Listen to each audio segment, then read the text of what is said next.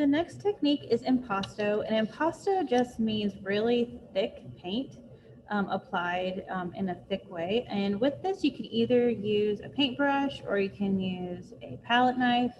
And it's typically something that either you can do at the beginning to add texture to your painting, and then you paint over the top with different colors, or you can do it at the end to add detail and really like big textures to things. So essentially what you do is just load a paintbrush up with a lot of paint, and you can start just making marks with lots of paint. And so with this, you don't blend out and, make the globs go away. You keep the globs there to add texture. And so what I'm going to do is you can do directional impasto, where maybe I have this like flowing like shape that goes around. And so I'm going to use the impasto to kind of make the movement apparent.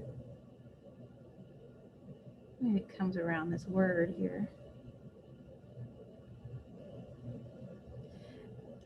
So next I'm going to wash my paintbrush off a little bit. You can blend your colors really well with this if you wanted. I'm going to use blue and then add more on top.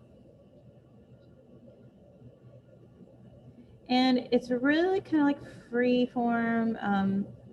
Like Van Gogh did a lot of impasto with his work, especially like in the Starry Night.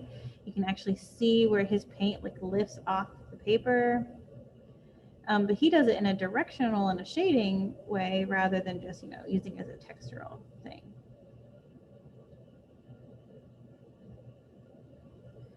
And so what you can do is you go back over this again. You can do this with just like white gesso too, like as like the base layer of your painting, and really build up texture and then add paint on top of it.